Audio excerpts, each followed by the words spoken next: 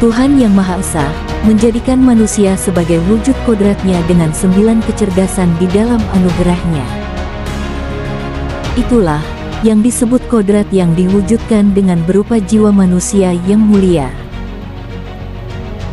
Bunda, dengan Bu Bunda Lenawati selaku pelaku spiritual tinggi Bunda. Bunda, ini adalah suatu kodrat manusia yang kebanyakan manusia itu atau masyarakat Indonesia belum mengetahuinya. Nah, bagaimana tentang kodrat ini? Ya, begini, hakikat kodrat manusia ini yang disebut sumber asalnya, ya sumber. Tuhan Yang Maha Esa menjadikan manusia sesuai dengan kodrat. Ya, supaya manusia mengenali 9 kecerdasan. Yang dimaksud kodrat itu adalah manusia itu dikasih satu jiwa. Jiwa yang khalifah, jiwa yang mulia. Apa yang disebut jiwa yang mulia? Itu ada moralitas. Bisa mengalir dengan yang baik sesuai kemanusiaannya. Moralitas mengalir dengan keluhuran sesuai badan rohani semesta alam universal. Moralitas bisa setia, ya, sesuai dengan para pendahulu yang dimuliakan olehnya, oleh Sang Kuasa. Moralitas yang mulia. Ini. Yang kedua, Bu. Ya, yang kedua, mentalitas yang lurus, ya tahu tidak melanggar kode etik kehidupan jagat. Dan jagat itu ada kekuatan A, B, C, Z. Jadi ada kekuatan energi alam ini, energi ini, kehidupan ini yang misteri, ya. Ini tidak dilanggar, arti tidak dilanggar, jangan kita sekutu sama mereka. Oh, gitu. Kalau kita sudah sekutu sama yang seumur hidup, tujuh terus hancur itu, rusak mentalnya. Yang ketiga, Bunda. Tiga dua jagung gini. Nah ya ini loh, apa itu satu, jadi tidak dilanggar. Kedua rohani bersifat mental rohani. Mental rohani itu berpandang yang luas, tidak tidak terus kotak-kotak gitu. Terus mental yang bernurani, tahu mental nurani, semua juang pada tujuan kebenaran dan keadilan. Mental yang mulia juga menghadapkan diri sama Tuhan. Jadi vertikal horizontal gini. Mentalmu kalau mulia menghadapkan, mental itu ada dalam jiwa. Nah kalau jiwamu mulia menghadap sama Tuhan tidak canggung, ya tidak sesat, tapi harus disertai moral yang mulia. Jadi ini sifatnya vertikal horizontal harus pas. Mental yang mulia menghadapkan jiwa sama Allah itu tidak susah, benar nggak? Benar. Kok? Karena kodratnya dijadikan sesuai dengan kodratnya. Ya, nah ini moral. Jadi inilah bekal yang untuk di sana. Hal ini harus apa yang kita perbuat, kan gitu.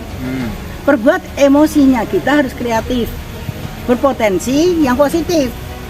Kita melaksanakan potensi yang negatif jangan.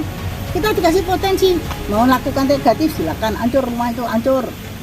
Mau melakukan yang positif, orang sakit disembuhkan sembuh, gitu ya.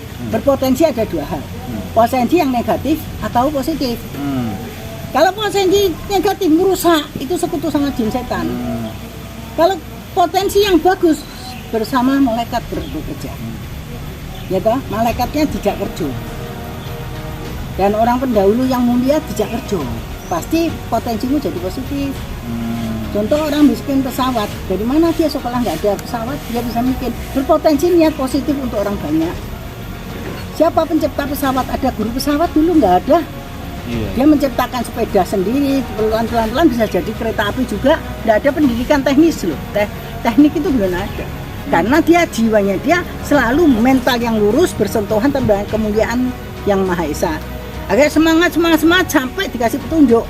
Dan moral dia mulia, tujuannya untuk manusia banyak dan berjangka. Pasti terciptalah satu inti poin yang menyenangkan dunia, menakjubkan dunia. Ya, jadi mental yang lurus, ya, tidak melanggar kode etik kehidupan karena penuh kehidupan yang misteri, jangan bersekutu. Mental yang lurus dalam rohani, kita harus bisa mencakup semua. Bagaimana kalau rohani, semua kitab, semua itulah ibaratnya ya. Mental yang bernurani, kita mengenali para pendahulu yang dimuliakan olehnya. Tidak hanya satu pihak. Aku cuma mau satu ini, nggak mau yang lain, nggak bisa. Sebab apa? Umpama kata kita cita surga, ada orang di surga itu banyak kekasih Tuhan. Ya, saya tidak mau yang itu, saya mau ini, masuk nggak? Dalam ini moral mental, ya toh, itu harus itu sudah jelas ada empat tahapan, 4 perjalanan, ya, baik, ya toh, luhur, setia, mulia. Ini juga terhadap alam jagat ini harus baik, ya toh, luhur, setia, dan terhadap para pendahulu yang dimuliakan olehnya. Kita setia termasuk para pendahulu untuk ya itu tadi. Sehingga dalam sini tadi emosi kita kreatif, berpotensi positif, ya toh, sehingga di sana akan melakukan estetika, kepekaan seni keindahan. Seni keindahan itu kita kalau dari yang paling baik ini adalah imajinatif. Dunia itu ada imajinasi, pola-pola hidup yang baik. Kita bisa mengenalinya. Setelah itu ilustrasi, rohani itu ada ilustrasi semua kejadian. Kalau apalagi kita bisa bersatu jiwa kita terhadap ruhnya yang disebut ruh. Sudah sabda, kamu tahu ini jadilah kamu kaya insya Allah. Gitu loh ya, ini estetika. Nah, estetika ini tujuannya apa? Kita bisa namanya itu menghargai alam sekitar. Jadi kan sudah dilatih, jaga tidak dilawan, kode etiknya moral mengalir baik. Ini akan ada estetika, memiliki imajinasi. Imajinasi itu kita berhubungan dengan alam sekitar ini baik. Nah, terus hubungan sesama baik, ya ada keluhuran lah. Jadi luhur itu hubungan sesama. Terus kesetiaan ini kita bisa hubungan terhadap para pendahulu, berhubungan kontak bisa. Ditanya manusia sama ruh Allah saya bisa kontak, itu berkomunikasi berkata-kata itu ada ayatnya. Berketemu berjumpaan dengan Tuhan Yang Maha Esa kan, apalagi hanya para pendahulu, benar nggak? Iya. Kita lebih tinggi derajatnya sama malaikat. Ada kitabnya begitu. Kalau malaikat aja bisa berkata-kata sama Tuhannya, mengapa manusia tidak? Derajat kita lebih tinggi kok. Oh iya. Ya, di sanalah itu yang disebut kodrat, fungsi kodrat manusia yang dititip di dalam jiwamu agar kamu dimudahkan untuk hubungan sesama, alam sekitar, alam semesta, para pendahulu dan Tuhan. Kembali menuju Tuhan. Ini bekalnya apa perjalanannya? Ya ini sudah konteks asasnya. Kodrat ini asasnya ada di sini, bisa hubungan dengan ini, ya toh? Karena mental yang lurus bisa hubungan dengan ini. Nah, moralnya apa? Akhlaknya, budi pengertinya. Bermoralitas yang baik, luhur, setia, dan mulia. Vertikal horizontal. Ini pasti menjadi satu kesimpulan, satu jiwa. Orang bilang berjiwa besar. Besar kita diam. Satu dedek langkah dari wong Jawa. Langkah dedek ya namanya pertama itu dedek. Dedek ini profil manusia. Jejak adalah kepribadian. Gitu. Itu kepribadian potensi positifnya, ajak keyakinanmu, mantep kepada derajatmu. Derajatnya manusia mantep ini tulis tanpa papan, ilmu tanpa guru.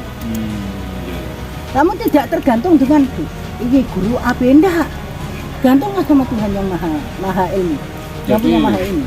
Jadi kesimpulannya budaya bahwa kodrat manusia itu adalah kodrat manusia itu memang seperti itu budaya. Ya, jadi dibekali. Berhubungan dengan kodrat manusia itu dibekali ya di dalam jiwa. Ya, ini supaya menjadi jiwa yang benar-benar utuh. Ada moral, mental, emosi, kreatif, potensi, terus estetika.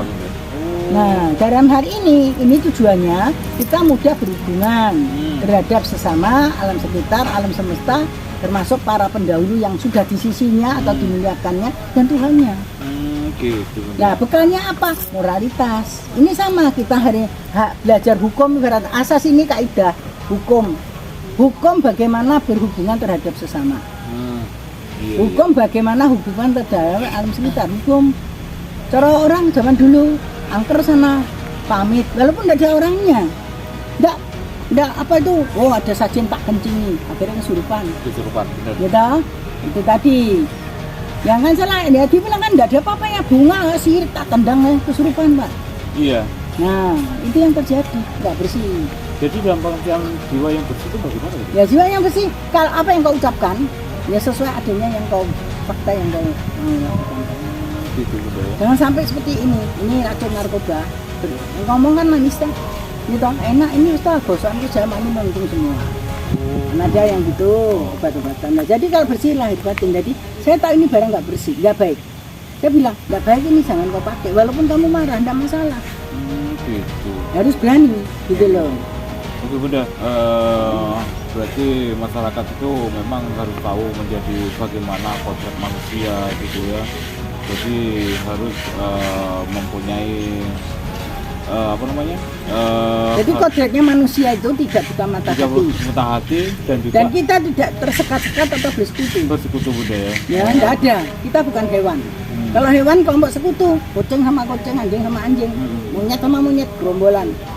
Nah, kalau manusia itu fleksibel, ya toh, di mana tempat berada kita bisa berhubungan dengan siapa saja. Iya, iya. Kan gitu. Kita bisa dikasih ilmu, pengetahuan, dikasih wawasan, dikasih pengertian. Di mana tempat berada, walaupun saya di sini asing seandainya. Ini tempatnya apa manusia kerdil. Tapi saya bagaimana bisa sampai baik sama dia. Itu kan fleksibel. Sewaktu saya campur sama manusia kerdil ya saya jadilah kerdil, nggak mentang-mentang gini kan. Iya. Nah, saya harus duduk sesuai dengan tingginya dia. Oh. Manusia kecil. Jadi- Kalau kamu berdiri dia takut, tapi kalau kamu berangkang duduk kan mungkin dia bisa sama dengan saya tingginya. Artinya manusia itu duduk sama rendah berdiri Ya, sama seperti tinggi. zaman itu. Di mana tempat berada penyesuaian diri sudah. Nah, ini fleksibel. Jiwa yang fleksibel, yang merasa aku itu pejabat, cocok kamu, gitu. Di mata dia, di mata Allah itu bangsa. Seandainya. Iya. Nah, gitu loh. Jadi kita harus sama. Jadi kalau saya orang kampung, ya orang desa gunung, ya ketemu pejabat nggak rasa, pejabat nggak mau, saya biasa, gitu. Kan gitu kan, ketemu orang kecil ya jangan dinyek, ya gitu loh. Jadi berdiri sama tinggi, Berdiri duduk sama rendah. sama rendah. Ya? Oke. Baiklah pemirsa,